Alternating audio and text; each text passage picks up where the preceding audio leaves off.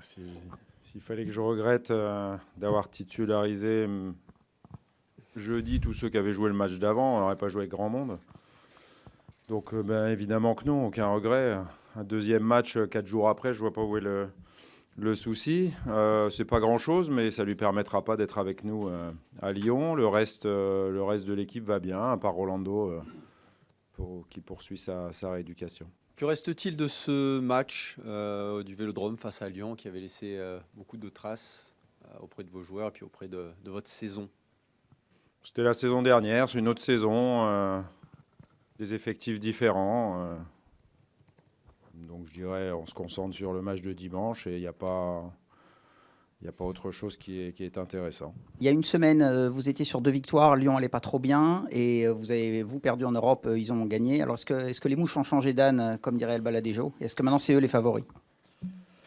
C'est le côté assez intéressant, cette conf de presse, quoi. Elle est très orientée sur le fait que... j'ai entendu les questions à Max. Elle est très orientée sur le fait que nous, on est perdu en Europa League contre Francfort jeudi et qu'eux, ils aient gagné à City, alors qu'effectivement, on avait gagné nous dimanche dernier et eux pas. C'est le football, il ne faut pas tirer de conclusion hâtive sur un seul match. Il faut regarder l'ensemble du début de saison.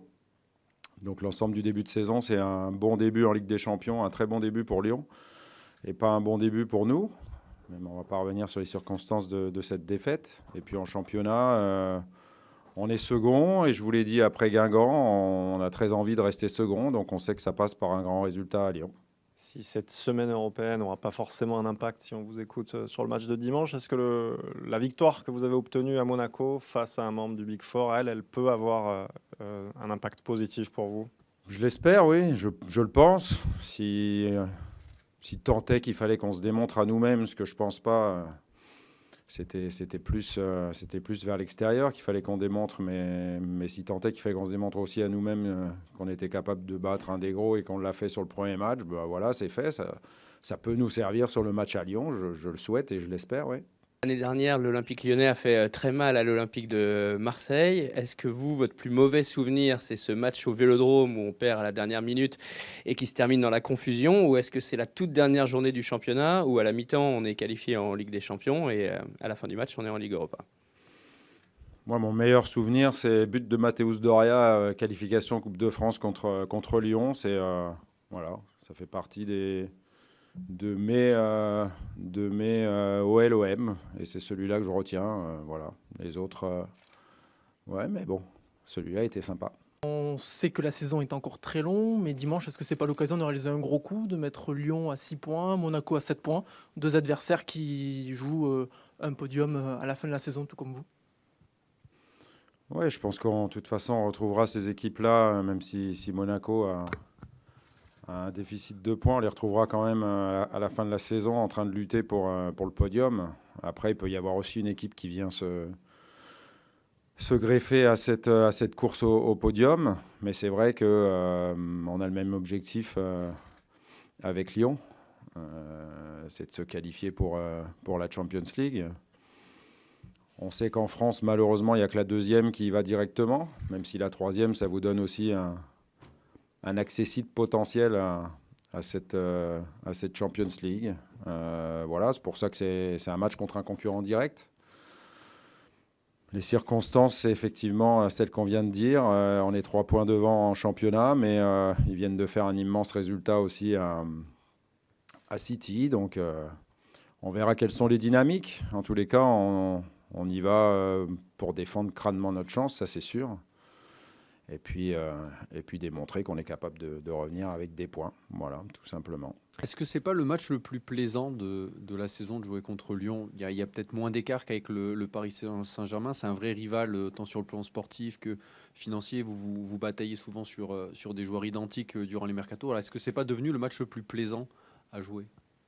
Tous les matchs sont plaisants parce que c'est toujours un match est complètement différent d'une journée à l'autre ou d'une compétition à l'autre. Je pense aux Coupes nationales ou à la Coupe d'Europe. On ne sait jamais ce qu'on va trouver dans un match. On ne sait pas ce qu'on trouvera dimanche.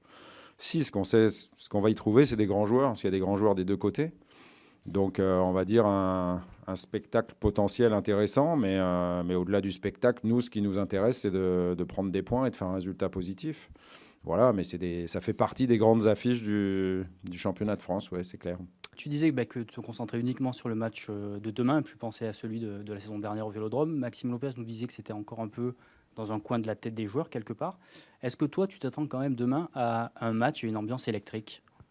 Le football est un spectacle, et qui dit spectacle dit supporter son équipe. C'est d'ailleurs pour ça que c'est quand même bien triste qu'on n'ait pas nos supporters, qu'on n'ait pas laissé le droit à nos supporters de venir à Lyon.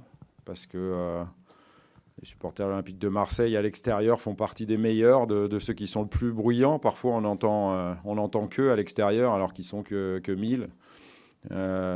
Et qui sont parfois beaucoup plus bruyants que les spectateurs locaux. Donc ça, c'est vraiment dommage. Le football, c'est pas interdire aux supporters de venir dans un stade. C'est encore une fois, c'est faire la fête, supporter son équipe loyalement, avec fair play. Mais ça fait partie aussi de la beauté du foot, quoi, d'avoir des fans qui sont derrière leur équipe et qui puissent se déplacer et encourager leur équipe. Ça ne nous sera pas permis. Mais bon, ça va quand même changer de ce qu'on a vécu jeudi. Voilà, on préfère jouer dans un stade qui nous est hostile à 100%, comme ce sera à Lyon, plutôt que dans une cathédrale complètement vide, comme on a pu le vivre jeudi.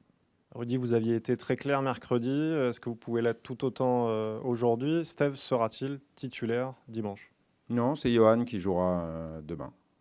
Steve jouera pas, c'est Yo qui jouera. Après, on va voir si c'est utile, intéressant, nécessaire ou pas de le mettre dans le groupe.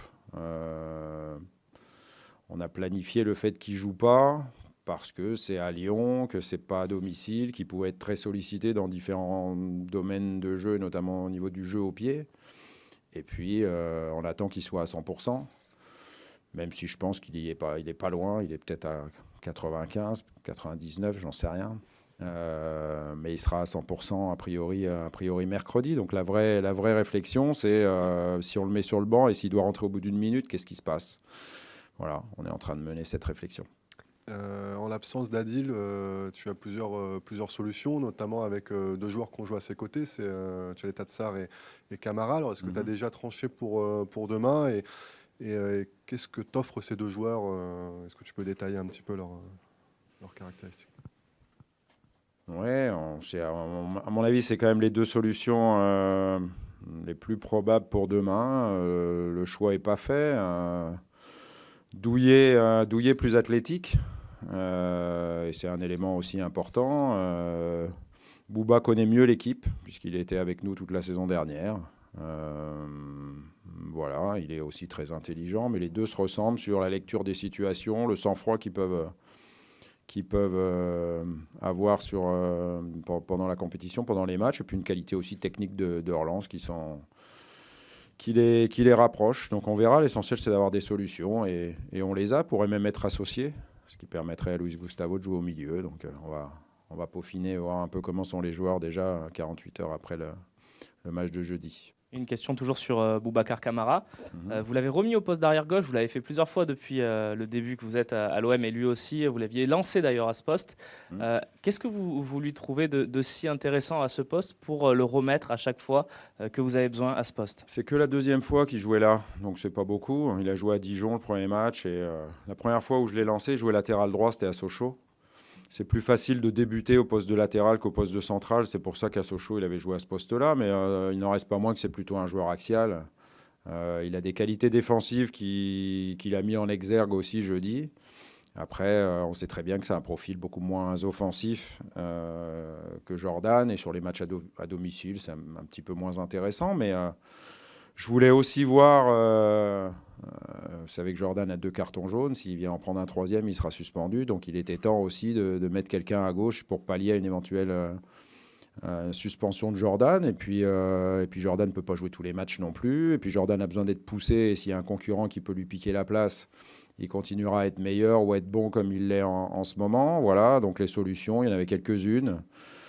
Bouba faisait partie de celle-là. Thomas Soubokan était malade, donc je n'ai pas pu l'aligner. Et puis pour le petit Christopher, ça me paraissait compliqué de le lancer dans une situation de huis clos et contre une équipe contre Francfort. Voilà pourquoi Bouba a joué, mais Bouba a joué comme on l'attend, toujours bien.